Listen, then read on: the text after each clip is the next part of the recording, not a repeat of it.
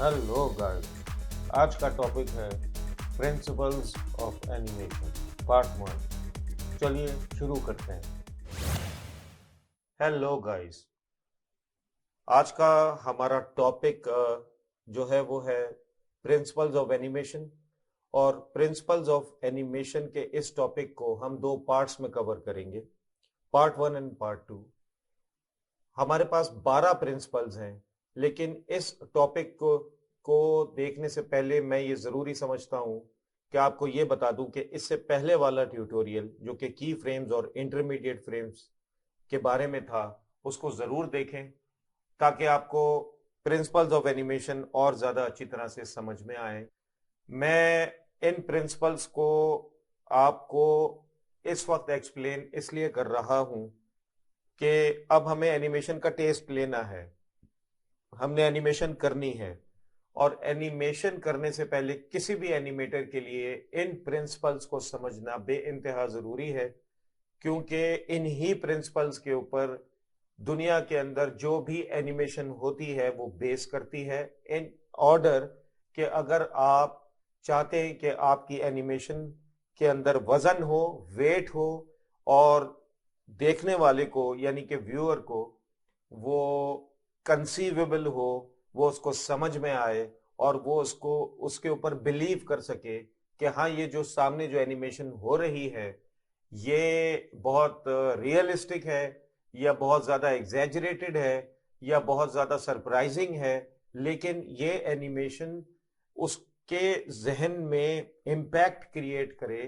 क्योंकि आप याद रखिएगा कि आपकी ऑब्जर्वेशन फिजिकल लॉस के बेस के ऊपर बनती है, और physical loss in principles of animation के थ्रू डिराइव होते हैं।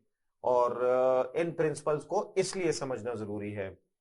जो लोग एनिमेशन ऐसे ही स्टार्ट कर देते हैं विदाउट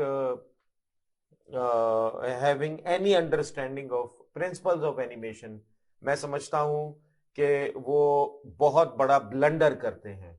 क्योंकि आपको टूल्स के थ्रू एनिमेशन करना तो आ जाएगी, लेकिन अगर आपको प्रिंसिपल्स ऑफ एनिमेशन के बारे में नहीं पता तो वो टूल्स आपके लिए वही करेंगे जो आप उन टूल्स से करने को कह रहे होंगे। लेकिन प्रिंसिपल्स ऑफ एनिमेशन अगर आप उसके ऊपर अप्लाई नहीं करेंगे, टूल्स आपको सपोर्ट नहीं करेंगे, क्योंकि टूल्स जो है वो एक मैकेनिक्स है, और वो बिल्कुल मशीन की तरह से काम करते हैं। जैसा आप कमांड करेंगे वैसा वो एग्जीक्यूट कर देंगे। लेकिन अगर आप प्रिंसिपल्स ऑफ एनिमेशन के थ्रू और उन लॉज और उन प्रिंसिपल्स को फॉलो करते हुए एनिमेशन करेंगे तो टूल्स आपको 100% सपोर्ट करेंगे। इस ट्यूटोरियल का कोई ताल्लुक किसी स्पेसिफिक सॉफ्टवेयर से नहीं है। जितने 3D animation and modelling softwares हैं, प्रिंसिपल्स ऑफ एनिमेशन के हिसाब से उनके टूल्स बनाए गए हैं, और ये अज्यूम किया गया है कि एनिमेटर इन इन एनिमेशन प्रिंसिपल्स को समझकर ही एनिमेशन करेगा।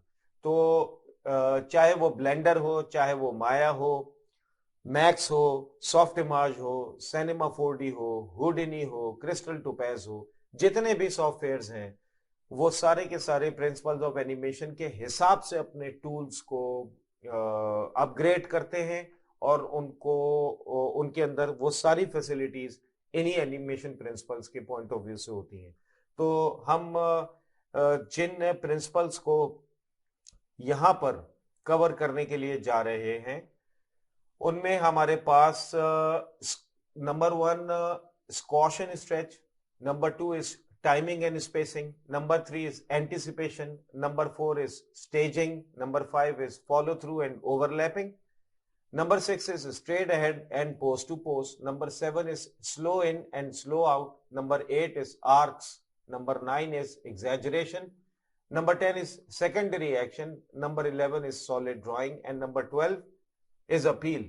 यहां पर सबसे पहले मैं आपको ये बता दूं कि मैं इस पार्ट को कवर करूंगा। कोशिश मेरी यही है कि इस ट्यूटोरियल में मैं इस पार्ट तक चला जाऊं जिसमें squash and stretch, timing and spacing, anticipation, staging, follow through and overlapping, straight ahead and post to post, ये 6 प्रिंसिपल्स हैं। उसके बाद हम आगे आएंगे और कवर करेंगे slow in and slow out next part में, arcs, exaggeration, secondary action, solid drawing and appeal. Squash and stretch जो कि आपका पहला प्रिंसिपल है, इसको हमें समझना होगा कि इसकी डेफिनेशन क्या है। तो principle number 1 is squash and stretch, and इसकी जो सिंपल डेफिनेशन है वो मैंने लिखी हुई है, gives illusion of weight to an object, यानी कि ऑब्जेक्ट के अंदर एक वजन क्रिएट होना, इसको हम स्क्वॉश एंड स्ट्रेच कहते हैं। अब हम इसकी एग्जाम्पल के ऊपर आते हैं और आपको ये समझ में आएगा कि स्क्वॉश एंड स्ट्रेच से फिजिकली क्या मतलब है। तो फॉर एग्जाम्पल ये दो बॉल्स आपको नजर आ रही हैं, मैं इस बॉल को फिलहाल हाइड कर देता हूं और अब आप इस बॉल को देखिए और इसकी एनिमेशन हुई भी है। ये बॉल जो है वो बाउंस करेगी और बाउंस करके ये अपने मोशन को कंटिन्यू करेगी और कंटिन्यू करने के बाद चूंकि इसकी पोटेंशियल एनर्जी आहिस्ता आहिस्ता कम हो जाएगी तो ये रुक जाएगी थोड़ी देर में। हम इसको प्ले करते हैं और अब आप देखिए कि ये बॉल जो है वो थोड़ी देर में रुक गई। रियलिस्टिक है, इसके अंदर वेट भी आपको नजर आ रहा होगा थोड़ा सा, और आपको ये भी नजर आ रहा होगा कि ये बॉल फिजिकली जाकर रुकी है और स्टार्ट हुई है और स्पीड भी ली है इसने और ये पूरी एनिमेशन हुई है। लेकिन इसमें एक चीज की कमी है। अब मैं इस बॉल को वापस लेकर आता हूं, दूसरी बॉल को, और अब इस बॉल को मैं हाइड कर देता हूं और अब आप यही एनिमेशन दोबारा देखेंगे इस बॉल में, और इस बॉल में स्क्वॉश एंड स्ट्रेच के प्रिंसिपल को अप्लाई किया गया। जो पहले आप बॉल देख रहे थे उसमें सारी चीजें मौजूद थी लेकिन स्क्वॉश एंड स्ट्रेच मौजूद नहीं था। अब वो कैसे अप्लाई किया गया है, हम प्ले करते हैं एनिमेशन को। तो अब आप ये देखें कि यहां पर अगर मैं इसको फ्रेम बाय फ्रेम चलाऊं तो आप देखिएगा कि ये बॉल नीचे आई और जैसे ही इसका इंपैक्ट फ्लोर के साथ हुआ इसके अंदर स्क्वॉश पैदा हुआ। यानी कि अगर मैं इसको बनाने की कोशिश करूं तो ये स्क्वॉश मेरे पास पैदा हुआ है। और ये स्क्वॉश जब हुआ, जब ये पिंच हुई, बॉल पिंच हुई, तो जाहिर सी बात है इसका वॉल्यूम स्ट्रेच होगा, इस तरफ बाहर की तरफ जाएगा। बेसिकली इस पूरे शेप को हम स्क्वॉशिंग कहेंगे। ये हो गया हमारे पास स्क्वॉश। अब इस बॉल ने वापस उठना है ऊपर तो ये आहिस्ता आहिस्ता आपको स्ट्रेच होती हुई नजर आ रही होगी और ये बॉल स्ट्रेच हुई और वापस ये आई और आकर दोबारा स्क्वॉश हुई, फिर स्ट्रेच हुई।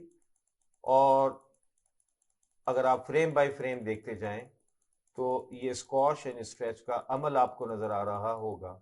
और स्क्वॉश एंड स्ट्रेच आपको वेट, बॉल के वेट का सेंस दे रहा है और उस इंपैक्ट का सेंस दे रहा है। यानी कि ये बॉल जो है वो फ्लोर से जब जाकर इंपैक्ट हुई है, टकराई है, हिट किया है इसने, तो ये स्क्वॉश हुई है।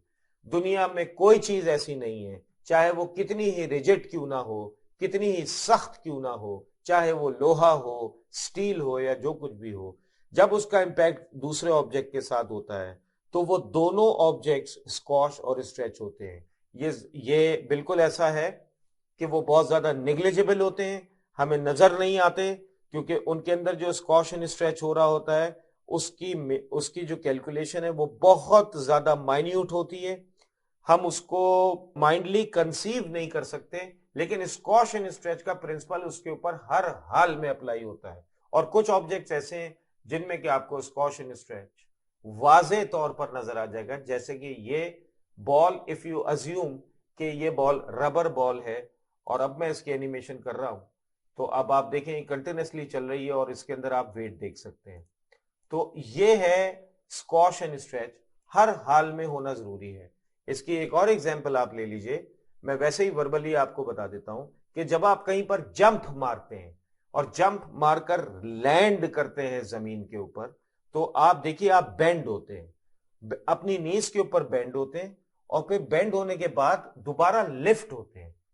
जब आप बेंड होते हैं तो वो स्क्वॉश है और जो लिफ्ट आप हो रहे होते हैं वो दोबारा से स्ट्रेच है। यानी कि यहां पर बॉल में और आप में स्क्वॉश एंड स्ट्रेच दोनों में हो रहा है, लेकिन उसकी नौइयत अलग है। लेकिन यह याद रखिएगा कि प्रिंसिपल सेम है।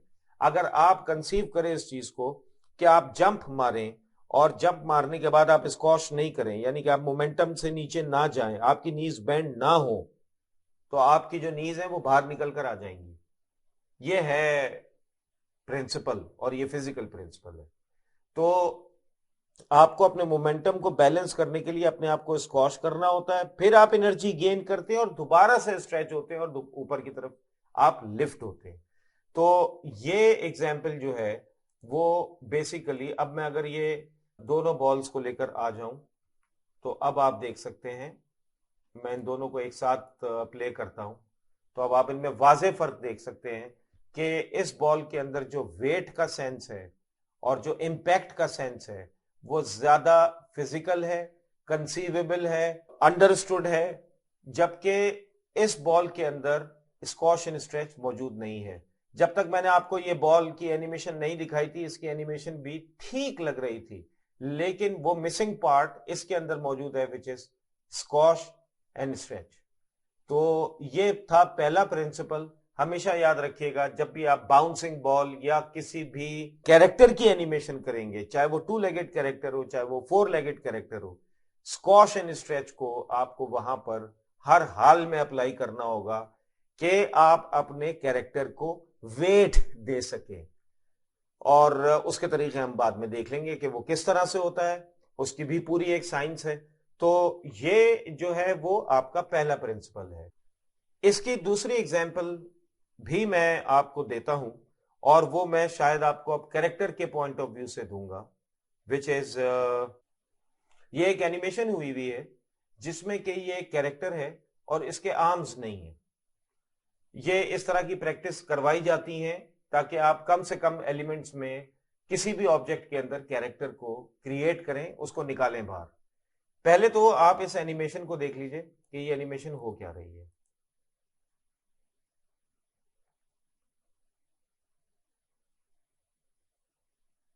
ये मेरी एक्सरसाइजेस थी जो मैंने की थी, और ये मैं आपसे भी करवाऊंगा।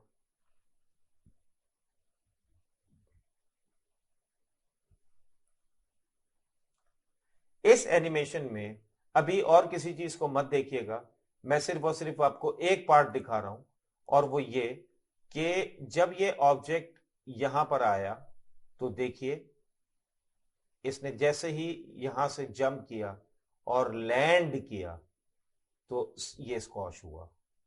आप देखिए कि इसकी हाइट इस वक्त जो है वो ये है, और मैं आगे फ्रेम पर जाता हूं। अब इसकी हाइट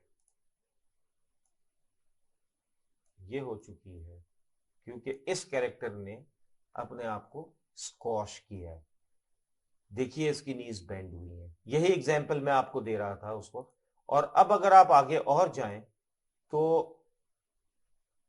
ये देखिए, ये इसका फाइनल फ्रेम है जब इसका इंपैक्ट हुआ है इस फ्लोर के साथ। यहां पर अगर आप देखें तो इसकी हाइट ये है। अब हम आगे जाते हैं इसी फ्रेम में, और अब आप देखिए कितना ज्यादा स्क्वॉश आपको नजर आएगा। इसकी हाइट अब ये है, और अगर आप देखें तो इसकी नीज बेंड हो चुकी हैं, और ये इस वक्त 100% स्क्वॉश हुआ हुआ है। अब हम और आगे जाते हैं तो ये देखिए, ये स्क्वॉश से दोबारा स्ट्रेच हुआ है, और अब ये आकर यहां पर खड़ा हुआ है। अगर ये स्क्वॉश एंड स्ट्रेच का प्रिंसिपल यहां पर अप्लाई नहीं किया जाता, कोई ऑप्शन नहीं था इस कैरेक्टर को वेट देने का। ये फाइल अभी मैं आगे प्रिंसिपल में आपको दोबारा दिखाऊंगा, इसमें और प्रिंसिपल्स भी अप्लाई हो रहे हैं। लेकिन अगर आप देखें तो ये है स्क्वॉश एंड स्ट्रेच। तो ये जो मैं आपसे 2 लेगेड कैरेक्टर की बात कर रहा था, वो उसमें स्क्वॉश एंड स्ट्रेच हम इस तरह से क्रिएट करेंगे, और ये सब कुछ मैं आपको सिखाऊंगा। तो इस प्रिंसिपल को ये समझने की कोशिश करें। अब हम नेक्स्ट प्रिंसिपल की तरफ जाते हैं, और वो प्रिंसिपल जो है, principle number 2, it is timing and spacing. Timing and spacing क्या है? ये रिलेशनशिप है, कितना टाइम कंज्यूम किया आपकी एनिमेशन ने और कितना डिस्टेंस कवर किया आपके ऑब्जेक्ट ने फ्रेम बाय फ्रेम। अब आप इसको इंग्लिश में जो इसकी डेफिनेशन लिखी हुई है वो ये है कि relationship between time consumed and distance covered by an object frame by frame. इसको अगर हम काट दें तो ये बनता किस तरह से है? रिलेशनशिप किसकी? टाइम कंज्यूम्ड और डिस्टेंस कवर्ड की। रिलेशनशिप किसकी है? टाइम कंज्यूम, कोई टाइम कंज्यूम हो रहा है उसकी, और कोई डिस्टेंस कवर हो रहा है उसकी। यानी कि अगर मैं इसको और छोटा कर दूं तो रिलेशनशिप किसकी है? टाइम और डिस्टेंस की। ये टाइम और डिस्टेंस यूज कौन कर रहा है? ऑब्जेक्ट। और कैसे कर रहा है? Frame by frame. मैंने इस पूरी डेफिनेशन को पार्ट्स में बाइसेक्ट कर दिया है, और वो ऐसे कि अब मैं ये बताना चाह रहा हूं कि एक ऑब्जेक्ट है जो कि फ्रेम बाय फ्रेम टाइम और डिस्टेंस की रिलेशनशिप को यूज कर रहा है। अभी भी मुझे मालूम है कि ये बात आपके समझ में नहीं आएगी। ये मैंने आपको इसलिए बताया है कि अब हम एक फाइल लोड करते हैं, और इस फाइल में मैं सबसे पहले आपको इस फ्रेम के ऊपर लेकर जाता हूं, और इस फ्रेम को आप देखिए, यहां पर एक बार बनी हुई है जिसपे लिखा हुआ है 1 सेकेंड इक्वल्स 24 फ्रेम्स। याद रखिएगा कि मैंने आपको पिछले ट्यूटोरियल में भी बताया है कि 1 सेकेंड में हम 24 फ्रेम्स को डील करेंगे। तो मैंने यहां पर टाइम 1 सेकेंड ही रखा है, और जाहिर है फिर मैंने कहा कि उसके अंदर 24 फ्रेम्स है। ये एक ऑब्जेक्ट है, और ये जो नीचे आपको लाइन नजर आ रही है ये फ्रेम्स हैं। यानी कि 1 सेकेंड में 24 फ्रेम्स हैं। 1 2 3 4 5 6 7 8 9 10 11 12 13 14 15 16 17 18 19 20 21 22 23 24। और अगर आप देखें तो ये इक्वली डिस्ट्रीब्यूट हुए हैं 100%, फ्रेम 1 से लेके फ्रेम 24 तक। यानी कि अगर मैं इस फ्रेम के ऊपर अपने कर्सर को रखता हूं तो इसका क्या मतलब हुआ? इसका मतलब यह हुआ कि ये 1 सेकेंड का 14th पार्ट है। अगर मैं इस फ्रेम के ऊपर अपने कर्सर को रखता हूं तो इसका मतलब हुआ कि ये 1 सेकेंड का 8th पार्ट है। तो ये जो आपको बार्स नजर आ रही हैं ये तो है फ्रेम्स। अब अगर मैं इस एनिमेशन को प्ले करता हूं, ये बहुत जल्दी से प्ले हो जाएगी और ये खत्म हो गई। That's it. 1 सेकेंड में इस ऑब्जेक्ट ने फ्रेम या इस पोजीशन से इस पोजीशन तक का फासला तय कर लिया। यानी कि ये तो हो गया डिस्टेंस। ये जो बीच की लाइन है ये क्या है? ये डिस्टेंस है। उसने यहां से लेके यहां तक का डिस्टेंस कवर कर लिया। किया कैसे?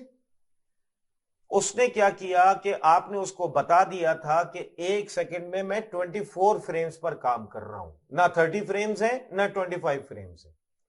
जब उसको यह बात पता चली तो उसने क्या किया कि आपने अगर 1 सेकेंड की एनिमेशन की है यानी कि 24 फ्रेम्स की एनिमेशन की है, उसने 1 से लेके 24 फ्रेम्स इक्वली डिवाइड कर दिए। इक्वली डिवाइड कर दिए, और इक्वली डिवाइड करने के बाद अगर मैं अब आपको इसको फ्रेम बाय फ्रेम चलाकर दिखाऊं तो देखिए फ्रेम 1 पर ये यहां मौजूद है, फ्रेम 2 के ऊपर देखिए ये एग्जैक्टली यहां आ गया, 3 पर यहां आ गया, 4 पर यहां आ गया। नीचे आप अगर टाइम लाइन में देखते जाएं तो वो फ्रेम 4 के ऊपर है, देखिए ये 4 के ऊपर, frame 5, frame 6, frame 7, frame 8, frame 9, 10, 11, 12, 13, 14 and so on.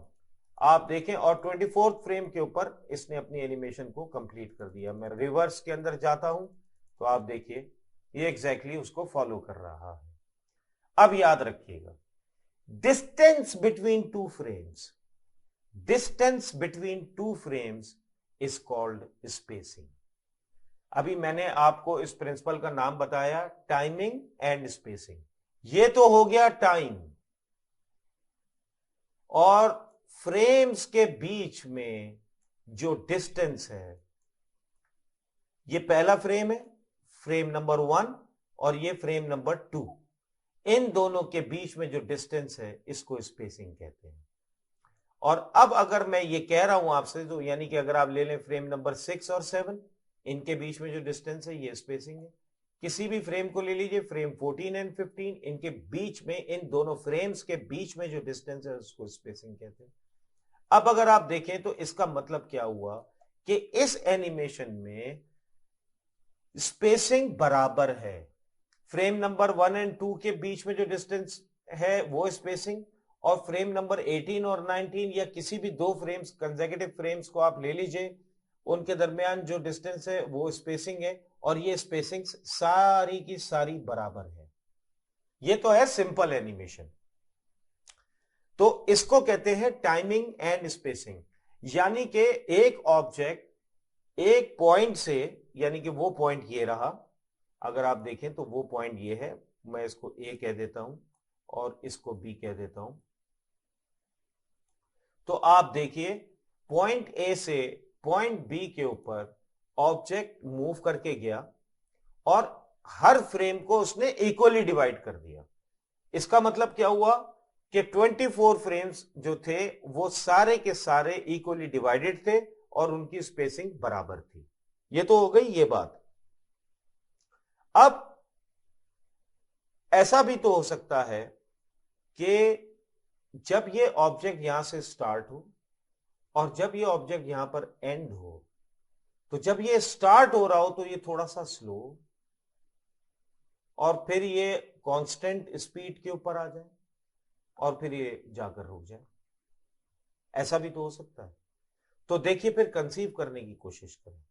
अगर ये स्लो हो रहा है, स्टार्ट के वक्त ये स्लो हो रहा है, तो फिर ये जो स्पेसिंग है इसको कम होना चाहिए।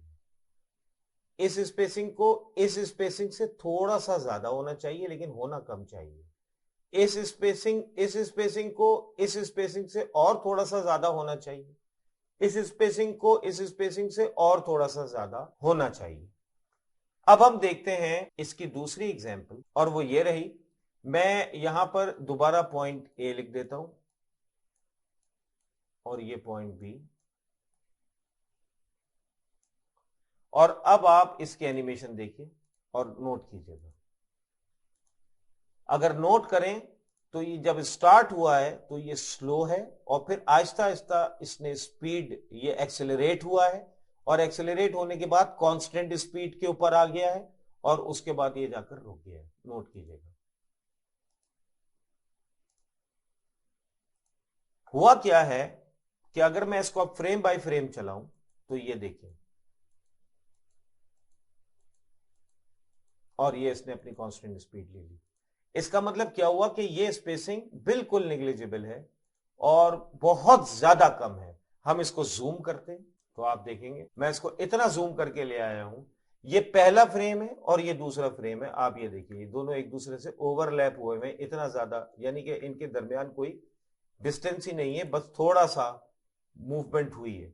यानी कि ये जो स्पेसिंग है वो सिर्फ इतनी है, इतनी, इससे ज्यादा नहीं है। यानी कि अगर मैं इसको ड्रॉ करूं तो शायद ये स्पेसिंग इतनी हो, दैट्स इट।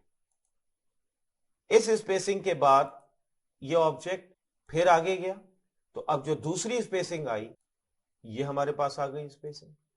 फिर ये ऑब्जेक्ट और आगे गया, तीसरी स्पेसिंग हमारे पास ये आई, और फिर ये ऑब्जेक्ट एक फ्रेम में और आगे लेकर जाता हूं। अब आप चौथी स्पेसिंग देखिएगा, वो ये है, और एक फ्रेम अगर मैं थोड़ा सा और आगे लेकर जाऊं तो पांचवी स्पेसिंग जब आप देखेंगे तो वो ये हो गई है। और फिर उसके बाद ऑलमोस्ट इसने कवर करना शुरू कर दिया है, जो आगे की जो स्पेसिंग है वो ऑलमोस्ट कांस्टेंट हो गई है। तो अगर आप नोट करें तो पहली स्पेसिंग, दूसरी स्पेसिंग, तीसरी स्पेसिंग, चौथी स्पेसिंग और पांचवी स्पेसिंग, इनमें कितना फर्क है। पहली स्पेसिंग में फ्रेम्स कितने करीब हैं, इसलिए स्पेसिंग बेइंतहा कम है। दो फ्रेम्स के अंदर स्पेसिंग बहुत कम है। तीसरी स्पेसिंग जो है वो थोड़ी सी ज्यादा हुई है, चौथी और उससे ज्यादा हुई है, पांचवी और उससे ज्यादा हुई है। इसका मतलब क्या है कि ये एक्सिलरेट हो रहा है। इसको हम एक्सेलरेशन कहते हैं। ये एक्सेलरेट हो रहा है। आपने नोट किया होगा कि जब आप गाड़ी चलाते हैं या बाइक चलाते हैं या बाइसाइकिल चलाते हैं, वहां क्या होता है? क्या आप बैठते ही उस स्पीड के ऊपर आ जाते हैं जो कि आपकी कांस्टेंट स्पीड होती है आगे, या आप उस स्पीड को गेन करते हैं, जीरो से गेन करते हैं? तो अब यहां पर भी यही फॉर्मूला अप्लाई हुआ है कि जीरो से स्पीड को गेन किया गया है, आहिस्ता आहिस्ता स्पीड बढ़ी है। इसका मतलब क्या हुआ कि अगर स्पेसिंग फ्रेम्स में कम हो जाएगी, अब नोट कीजिए, अगर फ्रेम्स में स्पेसिंग कम है, या इसका मतलब हुआ कि फ्रेम्स एक दूसरे के ज्यादा करीब हैं, इसका मतलब कम टाइम में ज्यादा फ्रेम्स हैं। स्पेसिंग अगर कम है तो फ्रेम्स एक दूसरे के करीब हैं, कम टाइम में ज्यादा फ्रेम्स हैं, इसका मतलब ऑब्जेक्ट स्लो मूव कर रहा है। और आप आहिस्ता आहिस्ता अगर स्पेसिंग को बढ़ाते चले जाएंगे, इसका मतलब क्या हुआ? ऑब्जेक्ट की स्पीड बढ़ना शुरू हो रही है। यानी कि अगर स्पेसिंग ज्यादा हो जाए तो इसका मतलब फ्रेम्स एक दूसरे से दूर होते जा रहे हैं। और जब अगर फ्रेम्स एक दूसरे से दूर हो रहे होंगे, ऑब्जेक्ट की स्पीड तेज होना शुरू हो जाएगी। तो हुआ ये, नतीजा ये निकला कि स्पेसिंग कम है, ऑब्जेक्ट स्लो है, स्पेसिंग ज्यादा है, ऑब्जेक्ट फास्ट है। यह है टाइमिंग एंड स्पेसिंग का प्रिंसिपल। इसको समझना बे इंतहा जरूरी है। याद रखिएगा, टाइमिंग एंड स्पेसिंग के कॉन्सेप्ट को समझे बगैर एनिमेशन हो ही नहीं सकती। दूसरे और प्रिंसिपल्स आप लगाएंगे, वो तो आप लगाएंगे बाद में, लेकिन टाइमिंग एंड स्पेसिंग के कॉन्सेप्ट के बगैर आप एनिमेशन तस्वुर भी नहीं कर सकते। तो जो रिजल्ट है वो ये है, मैं बार बार कह रहा हूं, स्पेसिंग कम है, इसका मतलब फ्रेम्स एक दूसरे के करीब है, ऑब्जेक्ट स्लो मूव होगा। स्पेसिंग ज्यादा है, इसका मतलब फ्रेम्स एक दूसरे से दूर है, ऑब्जेक्ट तेज मूव होगा। हम इसको अब एक दफा फिर चलाकर देख लेते हैं, और वो ऐसे कि ये देखिए स्लो से एकदम गया। और अब आप नोट कीजिएगा कि मैं फ्रेम बाय फ्रेम चलाता हूं उसको। ये देखिए, अब आप देखिए कितना ज्यादा डिस्टेंस बढ़ गया है, और अब जो है वो ऑब्जेक्ट एक कांस्टेंट स्पीड के ऊपर तेजी से जा रहा है, जबकि यहां पर स्पेसिंग कम थी, इसलिए स्लो मूव कर रहा था। और अब ये तेज होना शुरू हुआ है, और ये जाके जो रुका है ये भी प्रिंसिपल को फॉलो नहीं कर रहा, क्योंकि आपको ये भी मालूम है कि जब ऑब्जेक्ट रुकेगा तो वो डिसेलरेट होगा, तो फिर स्पेसिंग कम होना शुरू होगी, और फ्रेम्स के बीच में स्पेसिंग कम होना शुरू होगी, कम टाइम में ज्यादा फ्रेम्स आना शुरू होंगे, और ऑब्जेक्ट स्लो डाउन होना शुरू होगा, और फाइनली वो रुक जाएगा। लेकिन यहां पर मैंने ये जानबूझकर ऐसा नहीं किया है। मैंने इसको ऐसा नहीं किया कि मैं पहले वाली एग्जाम्पल के ऊपर जाता हूं, और ये जो मैं आपको दिखा रहा हूं ये एक रिजेक्टेड एनिमेशन है। अगर इस तरह की आपने एनिमेशन करके किसी को प्रेजेंट की, वो कंसीव नहीं करेगा, क्योंकि कभी भी ऐसा नहीं होता कि राइट फ्रॉम जीरो टाइम आप मैक्सिमम स्पीड के ऊपर आ जाए। यहां पर तो ये स्पेसिंग यही बता रही है कि जो स्पीड यहां पर है वही स्पीड यहां पर है, जबकि अभी ये स्टार्ट भी नहीं हुआ है, और वही स्पीड यहां पर है जबकि ये स्टॉप होगा। तो इसको हर हाल में स्लोली स्टार्ट होना चाहिए और स्लोली स्टॉप होना चाहिए, और बीच में अपनी स्पीड को मेंटेन करना चाहिए, उस स्पीड को गेन करके उसके ऊपर चलना चाहिए।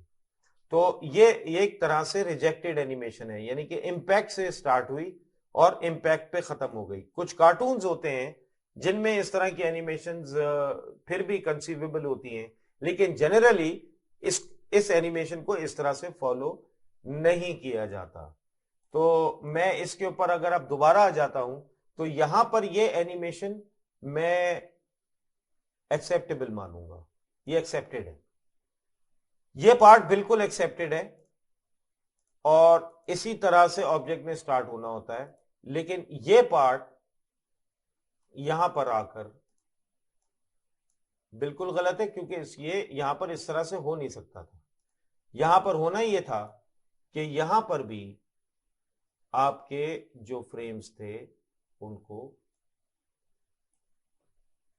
मैं अगर इसको बनाऊं, उनकी स्पेसिंग कम होनी चाहिए, जबकि यहां पर ऐसा नहीं हुआ। तो ये वाला पार्ट रॉन्ग है, ये वाला पार्ट बिल्कुल राइट है। तो हम इस तरह से स्पेसिंग को देखते हैं। अब ये फ्रेम्स कैसे बने, ये स्पेसिंग कैसे कंट्रोल की, सॉफ्टवेयर इसको कैसे करता है, माया, ब्लेंडर, मैक्स या किसी भी 3D animation and modelling software के अंदर ये सारे टूल्स मौजूद हैं। लेकिन अगर आप स्पेस टाइमिंग एंड स्पेसिंग के प्रिंसिपल को अप्लाई नहीं करेंगे, सॉफ्टवेयर कुछ नहीं करेगा आपके लिए। सॉफ्टवेयर को बताना पड़ता है कि भाई मुझे ऐसे करना है, तो वो आपको फिर ऐसे कर्व्स बनाकर देता है।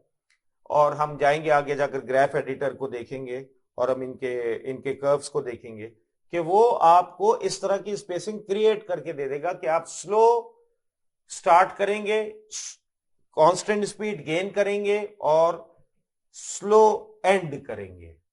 तो वो आपको वो कर्व बनाकर देगा। ब्लेंडर है, माया है, मैक्स है या कोई भी सॉफ्टवेयर है, वो इन प्रिंसिपल्स के लिए टूल्स प्रोवाइड करता है। लेकिन आपको जाहिर सी बात है ये पता होना चाहिए। इसके बाद मैं एक और कॉम्प्लिकेटेड केस पे आ रहा हूं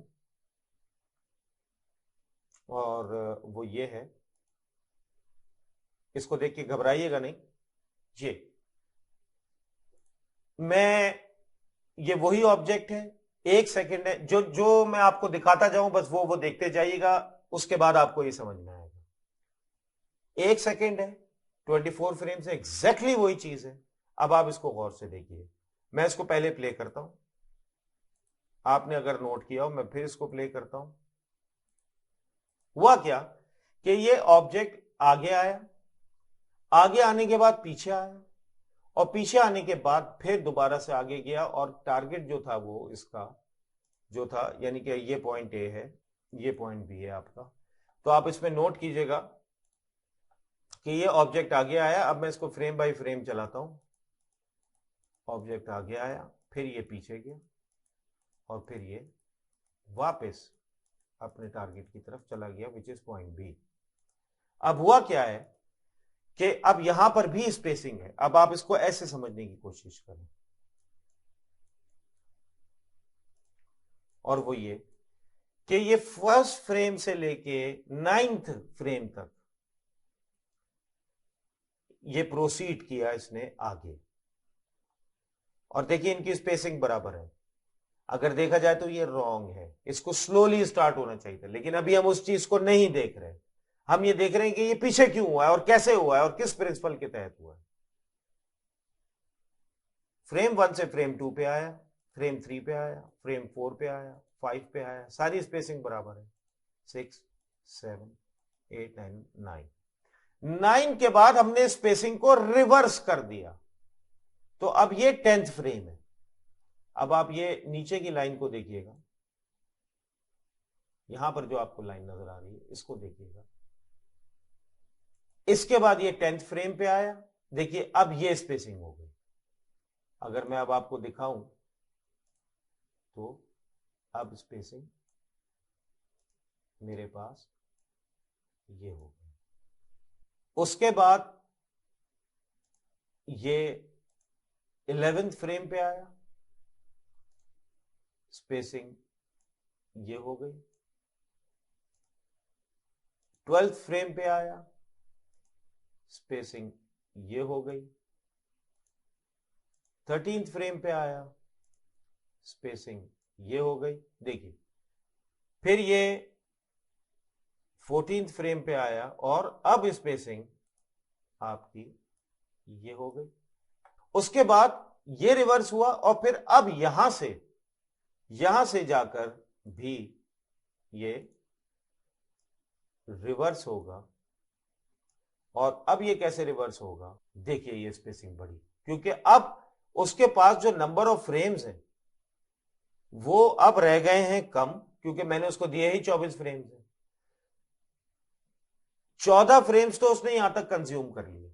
अब उसके पास 15, 16, 17, 18, 19, 20, 21, 22, 23, 24 और मैंने उसको ये ऑर्डर किया हुआ है कि तुमने यहां पहुंचना है, 24th फ्रेम पे ही पहुंचना है। यहां पर 14 फ्रेम तो उसके कंज्यूम यहीं तक हो गए, 1 से लेके 9 यहां गया, 9 से लेके 14 यहां गया। अब इस पॉइंट से अगर मैं इस पॉइंट का नाम जो है वो सी रख दूं, इस पॉइंट का नाम मैं सी रख दूं, इस पॉइंट से उसने इस पॉइंट के ऊपर पहुंचना है विच इज डी नाउ, और माइट बी पॉइंट बी जो कि मेन पॉइंट था, वो मैं रख देता हूं। अब उसको, उसके पास कितने फ्रेम्स मौजूद हैं? 10 फ्रेम्स मौजूद हैं। उनको इन 10 फ्रेम्स, इस ऑब्जेक्ट को 10 फ्रेम्स में इस पॉइंट से इस पॉइंट पर पहुंचना है। उसने इसको इक्वली डिवाइड किया तो देखिए स्पेसिंग बढ़ गई, यानी कि जो फ्रेम्स थे वो एक दूसरे से ज्यादा दूर हो गए, तो इसका मतलब ये स्पीड बढ़ जाएगी क्योंकि उसने पहुंचना 24 फ्रेम्स में ही है। तो अब अगर मैं इसको दोबारा चलाता हूं तो ये देखिए ये स्पीड बढ़ गई। यहां पर स्पीड सबसे कम थी, देखिए ये फ्रेम्स का जो जो स्पेसिंग है वो इन व्हाइट फ्रेम से भी कम है। और अब जो ये ब्लू फ्रेम्स हुए इनकी स्पेसिंग ज्यादा हो गई क्योंकि नंबर ऑफ फ्रेम्स कम है और डिस्टेंस ओवरऑल ज्यादा है। तो ये है कॉन्सेप्ट, और ये सब आपको सॉफ्टवेयर को बताना पड़ा कि ये ऐसे करनी है एनिमेशन, तो उसने आपको ऐसे करके दी।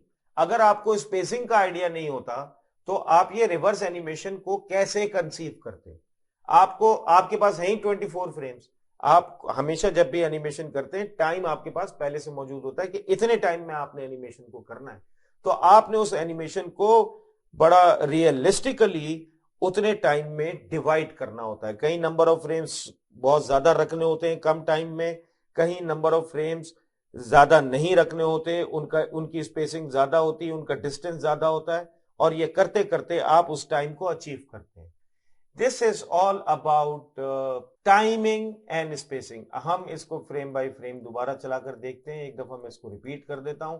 हम फ्रेम 9 तक गए, फिर फ्रेम 9 से ये रिवर्स हुआ 10, 11, 12, 13 एंड 14, और 14 से इसको रिवर्स होके यहां पहुंचना है, और अब इसने इसको इक्वली डिवाइड किया और ये यहां पर पहुंचा। तो अब आप देखिए यहां स्पेसिंग डिफरेंट है, इस वाले में फ्रेम 10 से लेके 14 तक स्पेसिंग डिफरेंट है, और फ्रेम 14 से लेके फ्रेम 24 तक स्पेसिंग डिफरेंट है। तो स्पेसिंग का ये कॉन्सेप्ट है बेसिकली अगर देखा जाए, और इसको समझना कोई मुश्किल नहीं है। जब हम अब एनिमेशन स्टार्ट करेंगे बस इन सब चीजों को जहन में बिठाने की कोशिश करें। अब जब मैं आपको इसके ऊपर एनिमेशन करवाऊंगा, देखिए इसीलिए की फ्रेम एंड इंटरमीडिएट फ्रेम और प्रिंसिपल्स ऑफ एनिमेशन के ट्यूटोरियल को असबर याद कर लें। अगर आपको ये बोरिंग लग भी रहे हैं, अव्वल तो ये लगना नहीं चाहिए, तब भी इनको याद कर लें। उसके बाद जब आप एनिमेशन करेंगे अपने आप को और मुझे, हम दोनों को दुआएं देंगे, और मैं यही चाहता हूं क्योंकि फिर आपके लिए आपके सारे कॉन्सेप्ट क्लियर होंगे और आपको बहुत फायदा होने वाला है। जो लोग इन प्रिंसिपल्स को, स्पेसिंग के कॉन्सेप्ट को, स्क्वॉश एंड स्ट्रेच को और इन सब चीजों को समझे बगैर एनिमेशन कर रहे होते हैं, तो मैं नहीं समझता कि वो इसके अंदर कभी भी सही एनिमेशन कर पाएंगे। तो ये समझना बहुत जरूरी है, और ये सारे टूल्स जो हैं वो सारे के सारे 3D सॉफ्टवेयर्स में डेफिनेटली मौजूद है, बिलीव इट और नॉट, हर टूल मौजूद है। तो इसमें घबराने की कोई जरूरत नहीं है। जब वो टूल्स हम अप्लाई करेंगे आपके लिए यही स्पेसिंग क्रिएट करना बहुत आसान हो जाएगी, लेकिन जाहिर है कि कॉन्सेप्ट को समझना है। So this is our second principle of timing and spacing. अब हम आते हैं थर्ड प्रिंसिपल की तरफ, विच इज एंटिसिपेशन। मैंने इसका मतलब निकाला था यार, एंटिसिपेशन किस चीज को कहते हैं? उर्दू में एंटिसिपेशन कहते हैं तवक्को को। फिर मैंने कहा भाई मेरे तो स्टूडेंट्स जो हैं वो इंडिया से भी ताल्लुक रखते हैं, बांग्लादेश से भी ताल्लुक रखते हैं, और मेरे लिए सब स्टूडेंट्स हैं और सब बराबर हैं, और पंजाब से भी ताल्लुक है और सिंध से भी है। तो बहरहाल मैंने कुछ मतलब निकाले। तवक्को, अगर जो लोग उर्दू को सही तरह समझते हैं उनको ये बात समझ में आ जाएगी कि एक्सपेक्टेशन, अंग्रेजी में हम इसका एक सिनोनियम है एक्सपेक्टेशन, यानी आप आगे क्या एक्सपेक्ट कर रहे हैं, इन एंटिसिपेशन। इसी को हिंदी में प्रत्याशा कहते हैं।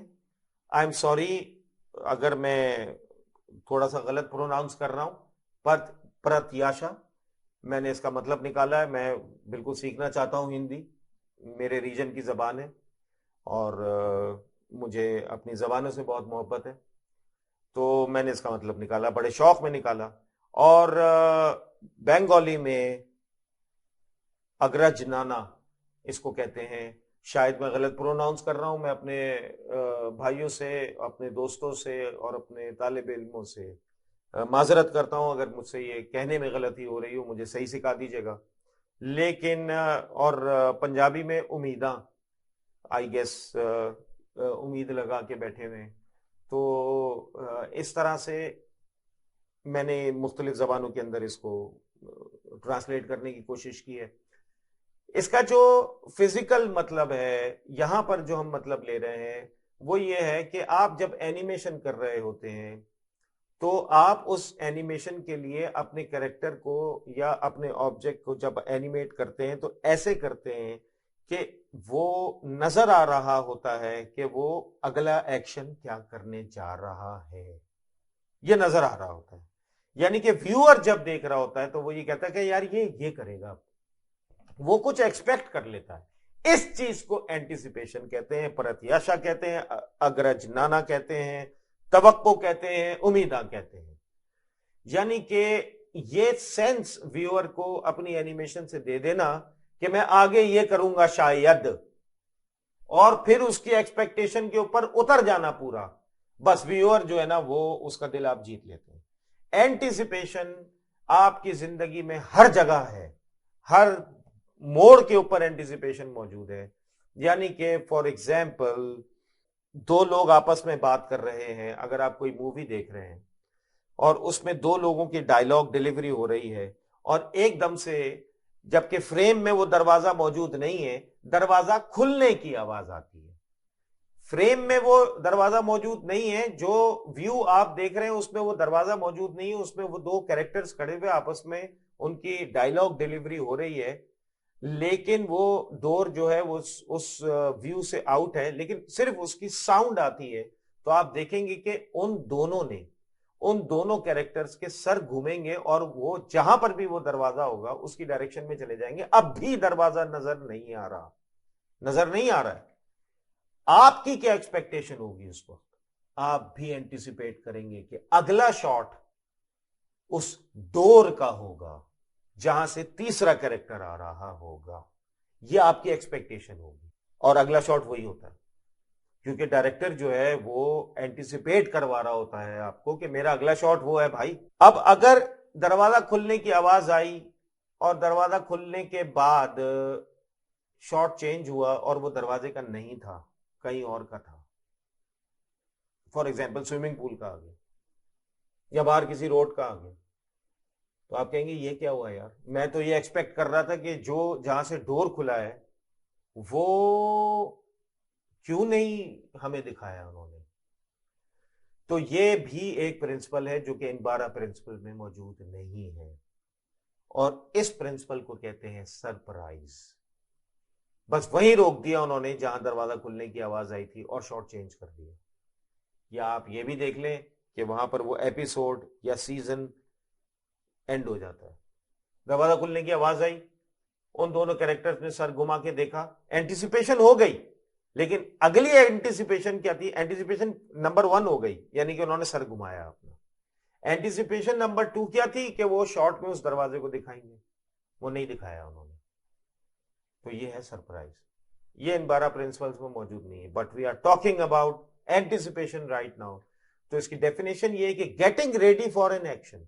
आपकी एनिमेशन ऐसी होनी चाहिए कि उसके अंदर आपका कैरेक्टर या आपका ऑब्जेक्ट, चाहे वो जनरल एनिमेशन हो चाहे कैरेक्टर एनिमेशन हो, उसकी एनिमेशन के अगले जो फ्रेम्स हैं, यानी कि वो क्या करने वाला है, उसका सेंस आपको देना होगा। And preparing viewer to understand the upcoming action, यानी कि आगे क्या आने वाला है व्यूअर के दिमाग में पहले से थोड़ा सा डाल दें, ताकि उसकी एक्सपेक्टेशन जो है वो डेवलप हो जाए। और जैसे ही उसकी एक्सपेक्टेशन डेवलप हो, मोस्टली ऐसा ही होना चाहिए कि आप वो कर दें। अगर आपने वैसा कर दिया, आपका व्यूअर आपकी एनिमेशन में एंगेज हो जाएगा और वो देखता रहेगा, क्योंकि आप उसकी एक्सपेक्टेशन पर पूरे उतर रहे हैं। तो आपने अपने व्यूअर को अपनी एनिमेशन से एंटीसिपेट करवाना होता है और उसको एक्सपेक्टेशन देनी होती है। अब मैं आपको इसकी एग्जाम्पल के ऊपर लेकर जाता हूं, एंड ये भी मैंने एक एनिमेशन की है। ये एनिमेशन मेरी ये है कि थ्रोइंग स्टोन, यानी कि आप जमीन से पत्थर उठाते, पत्थर उठा के खींच के मारते हैं। अल्लाह ना करे कि आप किसी और को मार दें, बस ऐसे ही तफरी में आप अपने जो है वो स्टोन थ्रो कर रहे हैं। तो जब आप वो कर रहे होते हैं तो देखिए उसके अंदर एंटिसिपेशन का पार्ट कहां पर क्रिएट होगा। पहले मैं एनिमेशन दिखाता हूं आपको। ये देखिए, ये मैंने एनिमेशन की थी और ये मैंने रेफरेंस से की है। रेफरेंस मैं आप लोगों को बाद में कभी दूंगा भी और दिखाऊंगा भी, और ये सारे ऑब्जेक्ट्स भी मैं आपको बाद में दूंगा और दिखाऊंगा। अभी आप सिर्फ कॉन्सेप्ट को देखें, दोबारा देखें इस एनिमेशन। देखिए अब आप, क्या आपको यहीं से पता नहीं चल रहा कि ये देखिए ये फोर्स डेवलप हुई, ये फोर्स डेवलप हुई।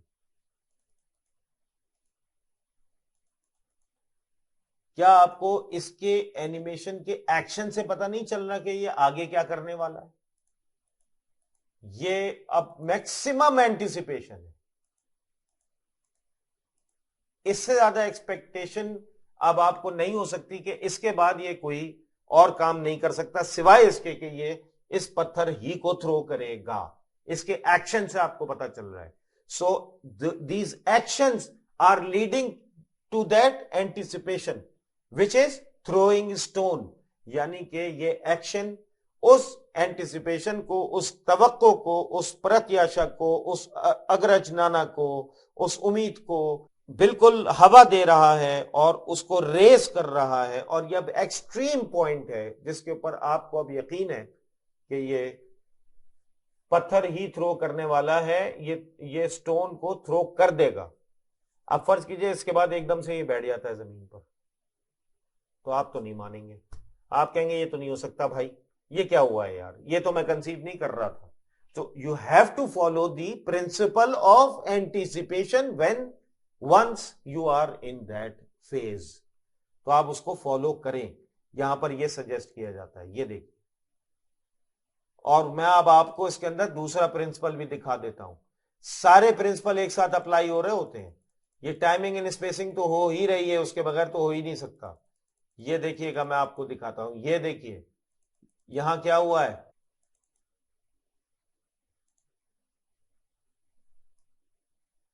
ये देख रहे हैं,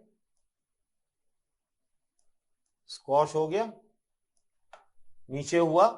फोर्स डेवलप करने के लिए आगे फोर्स डेवलप हो रही है, ये स्क्वॉश हुआ, ये देखिए। और ये क्या हुआ, इसको देखिए, ये क्या हुआ है, स्ट्रेच हुआ है। और देखिए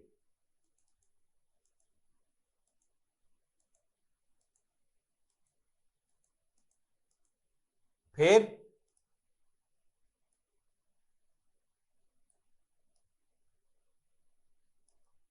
स्क्वॉश हुआ है।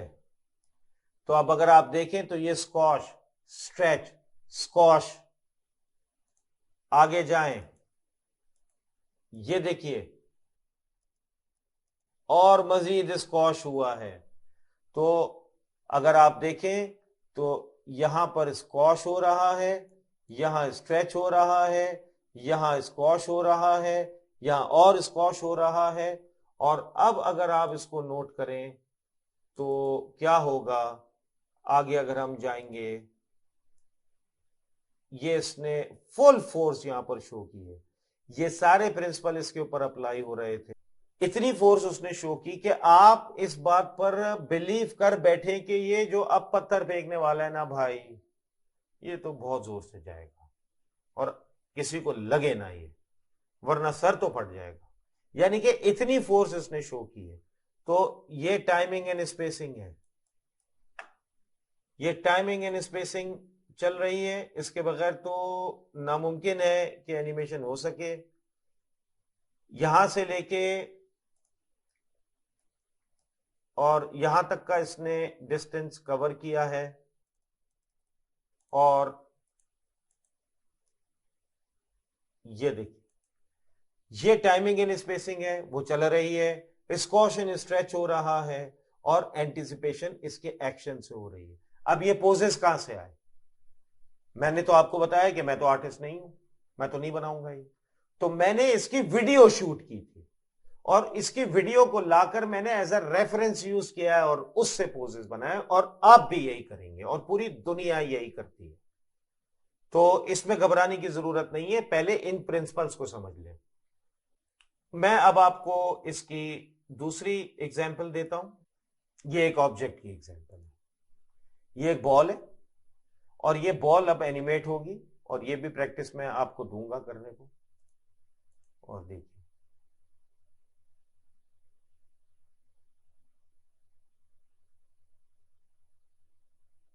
अब इस बॉल को गौर से देखिएगा। इस बॉल में ना आर्म्स हैं, ना लेग्स हैं, ना आईज हैं, ना फेस है, कुछ नहीं है, सिर्फ एक बॉल है। और अगर अब आप नोट करें तो इस बॉल के अंदर कैरेक्टर क्रिएट हो गया है। कैरेक्टर क्यों क्रिएट हुआ? स्क्वॉश एंड स्ट्रेच की वजह से, टाइमिंग एंड स्पेसिंग की वजह से, और एंटिसिपेशन की वजह से। ये तीन प्रिंसिपल्स हैं जो कि इसके ऊपर फुल फ्लेजेड अप्लाई हो रहे हैं। इसमें एग्जैजरेशन भी है, लेकिन मैं अभी उसकी बात नहीं कर रहा। तीनों फुल फ्लेजेड अप्लाई हुए, जिसकी वजह से इस बॉल के अंदर कैरेक्टर क्रिएट हो गया। If you want to become character animator, you have to have character in anything you are animating. जिस चीज को भी एनिमेट करेंगे उसके अंदर आपको कैरेक्टर को निकालना होगा।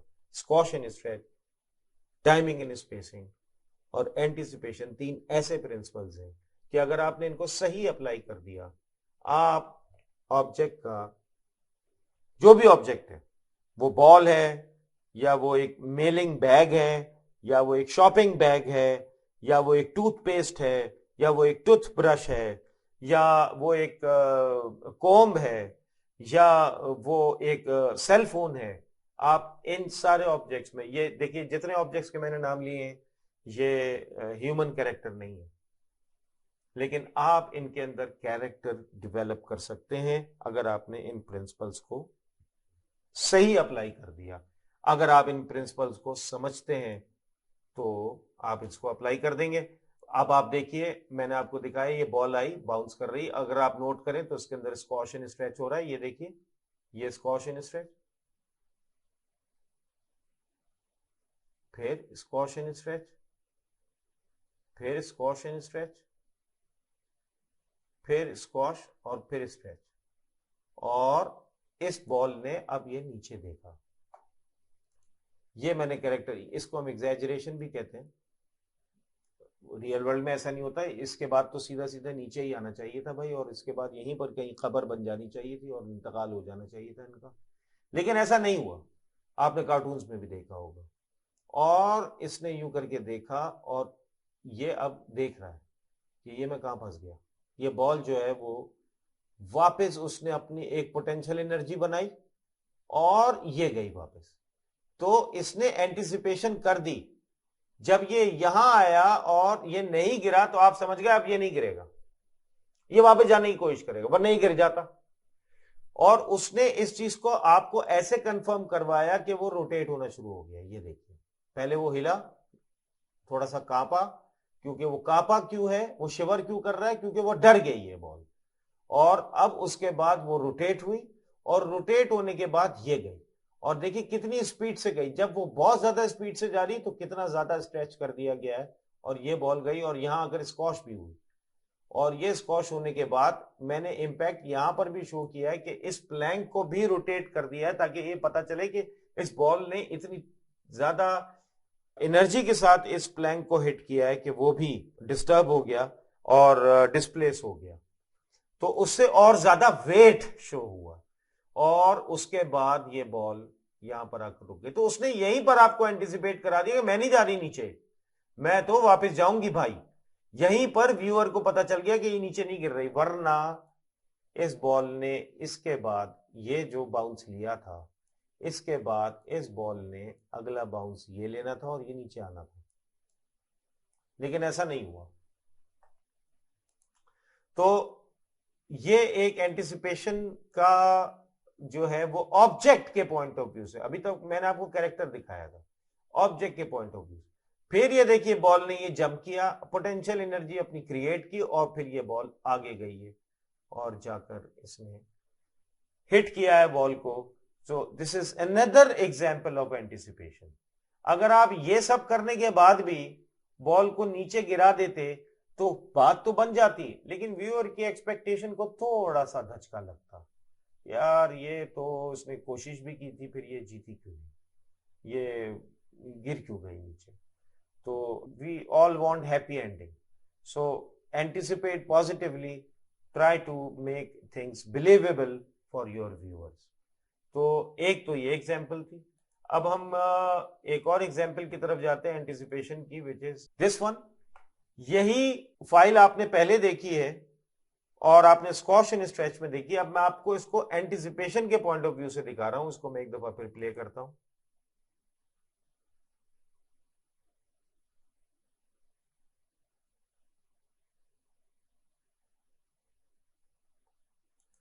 इसमें एंटिसिपेशन जगह जगह है, लेकिन मैं कुछ पॉइंट्स मार्क करूंगा, कुछ पॉइंट्स आप मार्क करें। एंटिसिपेशन यहां पर भी मौजूद है, देखिए वो देख रहा है और वो आपको समझाने की कोशिश कर रहा है कि नहीं यहां पर तो डिच है, डिच है भाई, मैं नहीं जा रहा। ओहो ये तो डिस्टेंस बहुत ज्यादा है। देखिए मैं उसकी लैंग्वेज बोल रहा हूं क्योंकि मैं एंटिसिपेट कर रहा हूं, नहीं भाई मुझे पीछे जाना चाहिए। और अब आप जबरदस्त किस्म की एंटिसिपेशन देखिएगा, और वो ये है, देखिए वो डिस्टेंस को कैलकुलेट कर रहा है कि यार जंप तो करनी है। तो ये उसने जो एक्शन लिया है ना, ये एक पोज और ये एक पोज, ये देखिए बनाए गए, और बीच के सारे इंटरमीडिएट पोज किसने बनाए, सॉफ्टवेयर में, चाहे वो माया हो या ब्लेंडर हो या कुछ। अब अगर आप ये पोज सही नहीं बनाएंगे और ये पोज सही नहीं बनाएंगे तो उसमें माया, ब्लेंडर, मैक्स या किसी भी 3D एनिमेशन मॉडलिंग सॉफ्टवेयर की गलती क्या है भाई। पोज तो आपको बनाना होगा ना, तो आपको रेफरेंस लेना होगा। आप अपनी वीडियो खुद बनाएंगे या कहीं से रेफरेंस लेंगे और ये पोज बनाए। तो ये देखिए ये जो चीज हुई है यहां से लेके यहां तक, पोज में जो उसने डिस्टेंस कवर किया है, ये उसने क्या किया है, ये वो देख रहा है और वो एंटिसिपेट करा रहा है। लेकिन यानी कि एक बात, अब व्यूअर को यहां पर ये बात पता चल गई कि यार ये तो आगे जाएगा, ये एंटिसिपेट करवा रहा है कि he is gonna jump again anyway, चाहे डिच मौजूद हो या नहीं हो, लेकिन इसने जाना है। अब ये उसकी तैयारी कर रहा है। अब इसके बाद मैं इसको जो है इसका ये मोशन खत्म कर दूं और कहीं और भेज दूं तो व्यूअर की एक्सपेक्टेशन पूरी नहीं होगी। अब आप देखिए इससे भी ज्यादा एक्सट्रीम पॉइंट एंटिसिपेशन का क्या है, वो ये है, ये देखिए ये जो पॉइंट है, ये एंटिसिपेशन एनर्जी पूरी की पूरी अपने अंदर स्टोर कर रहा है कि मुझे बहुत तेजी से भागना है ताकि मैं जंप कर सकूं। और ये व्यूअर की एक्सपेक्टेशन का एक्सट्रीम पॉइंट है कि इसके बाद तो इसने भागना ही है। That is anticipation. ये जो इस वक्त इसने यहां से लेके, अगर मैं इसको ड्रॉ करूं,